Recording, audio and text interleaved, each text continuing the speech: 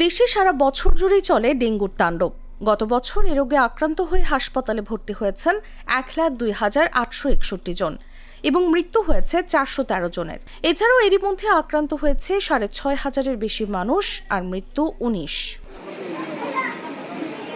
একসময় ডেঙ্গুকে কেবল বর্ষাকালের রোগ বলা হলেও এখন এটি বছরব্যাপী জনস্বাস্থ্য সংকট। এই সংকট মোকাবেলায় কেবল সিটি কর্পোরেশনের মশা নিধন বা হাসপাতালের উপর নির্ভর না করে সব সংস্থা ও নাগরিকদের সমন্বিত উদ্যোগ প্রয়োজন বলে মন্তব্য করেছেন বিশেষজ্ঞরা। শনিবার জাগো নিউজের আয়োজনে ডেঙ্গু পরিস্থিতি ও আমাদের করণীয় শীর্ষক গোলটেবিল আলোচনায় বক্তারা এই মন্তব্য করেন। আলোচনায় অংশ নেওয়া চিকিৎসকরা জানান, 2017 সাল পর্যন্ত ডেঙ্গু ঢাকা কেন্দ্রিক হলেও বর্তমানে ছড়িয়েছে সারা দেশে। বলেন, জনগণের সক্রিয় অংশগ্রহণ ছাড়া ডেঙ্গু নিয়ন্ত্রণ সম্ভব নয়। এছাড়া ডেঙ্গু প্রতিরোধে পেঁপের পাতা, বিভিন্ন ভেষজ ও তাবিজের উপর নির্ভর না করে সঠিক চিকিৎসা নেওয়ার পরামর্শ চিকিৎসকদের।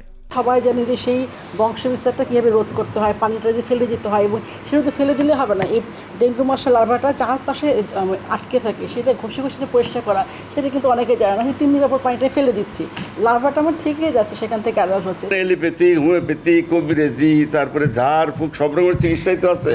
সুতরাং ওই পেঁপে পাতাটা এটারই একটা অংশ। পেঁপে দিয়ে লাভ কত হবে বলা মুশকিল। প্র্যাকটিক্যালি এটা একটা ভাইরাস জনিত রোগ, অ্যান্টিভাইরাল কোনো ড্রাগ নাই। জনস্বাস্থ্য বিশেষজ্ঞরা জানান, দেশের প্রায় সব শহরেই এডিস মশার ঘনত্ব ডেঙ্গু ছড়ানোর উপযোগী। শুধু হাসপাতালের আইসিইউ বাড়ানো বা কীটনাশক ছিটানোর মতো প্রচলিত ব্যবস্থার উপর নির্ভর করলে এই সংকট মোকাবেলা সম্ভব হবে না।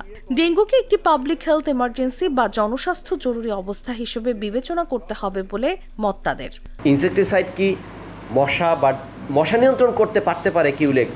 এডিস কি নিয়ন্ত্রণ করতে পারবে ইনসেক্টিসাইড? নো। ড্রামে বালতিতে পানি রাখলে সেটার যে সপ্তাহে একদিন ডিটারজেন্ট দিয়ে ভালো করে ধুয়ে পানিটা ফেলে দিয়ে আবার ভরতে হবে, এটা মানুষের জীবনে প্র্যাকটিসের মধ্যে আনতে হবে এবং আনাইতে হবে।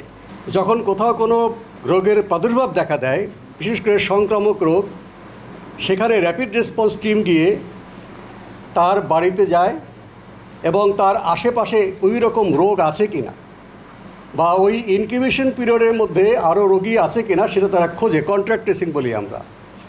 যদি সে রোগী হয় তাকে হাসপাতালে পাঠিয়ে দেওয়া হয়, উপজেলা হেলথ কমপ্লেক্সে। যারা সুস্থ আছে তাদেরকে আমরা কী জনস্বাস্থ্যের ব্যবস্থা নেওয়া যায় সেটা সেই পরিবারকে বলা হয়, ব্যক্তিকে বলা হয়। কাজে এইটা একটা নিবিড় ব্যবস্থাপনা। একজন কমিশনার তার এলাকার বাড়ির দরজাগুলো মানুষের যেভাবে চেনে, আপনি কি পারবেন একজন প্রশাসক গিয়ে সেই কাজগুলো করতে? উনি জানে যে ওনার কোন বাসায় ঝামেলাটা আছে, কোন বাসায় গর্ত থাকতে পারে, কোন বাসায় নতুন হচ্ছে, কালকে কোথায় বালি নামলো, কোথায় ইট নামলো, উনি সেই অনুপাতে যেয়ে বলবে এই তোমার এখানে যেন ডেঙ্গু মশা না হয়। এখন আপনি ডিএসটি কিংবা ডিএনসি কাকে আপনি বলবেন যে ভাই অমুক জায়গায় বালি নেমেছে, আপনি তার বাসায় যান? এটা সম্ভব না আসলে। এদিকে রাসায়নিক কীটনাশকের পাশাপাশি জৈবিক লার্ভাসাইটের ব্যবহার বাড়ানোর উদ্যোগ নেওয়া হয়েছে জানিয়ে সরকারের প্রতিনিধিরা জানান, শুধু রাসায়নিক ব্যবস্থার উপর নির্ভর করলে দীর্ঘমেয়াদে কাঙ্ক্ষিত ফল পাওয়া যায় না। দেশের সব সরকারি হাসপাতালে ডেঙ্গু পরীক্ষার ব্যবস্থা করা হয়েছে বলেও জানান তারা। রাসায়নিক কীটনাশক ব্যবহার করে থাকি, এখন জৈব বালাইনাশক ব্যবহার করার প্রসিডিওর চলমান আছে। একটা হচ্ছে বিটিআই হচ্ছে লার্ভিসাইড হিসাবে কাজ করে, ভালো কাজ করে, কারণ এটা মশার লার্ভাকেও নষ্ট করে এবং খুব নির্দিষ্টভাবে মেরে ফেলতে পারে। আমরা অলরেডি প্রত্যেকটা সরকারি হসপিটালে এনএসআই পরীক্ষার ব্যবস্থা, এছাড়া বেসরকারি হসপিটালগুলোকে আমরা নির্ধারণ করে দিয়েছি যে কত পরীক্ষার জন্য যে কোনটা কত করে নেবেন, কেউ যাতে এর চেয়ে বেশি না নেন। প্রত্যেকটা হসপিটালে আপনারা জানেন ডেঙ্গু কর্নারের ব্যবস্থা করা হয়েছে। গোলটেবিল আলোচনাটি সঞ্চালনা করেন জাগো নিউজের সম্পাদক KM জিয়াউল হক। এছাড়া জাগো নিউজের planning editor Moniruzzaman Ujjal, deputy editor doctor Harun Rashid, প্রধান প্রতিবেদক ইব্রাহিম হুসাইন অভি, অতিরিক্ত বার্তা সম্পাদক আসিফ আজিজ সহ প্রতিষ্ঠানের অন্যরা উপস্থিত ছিলেন। News desk, Jago news.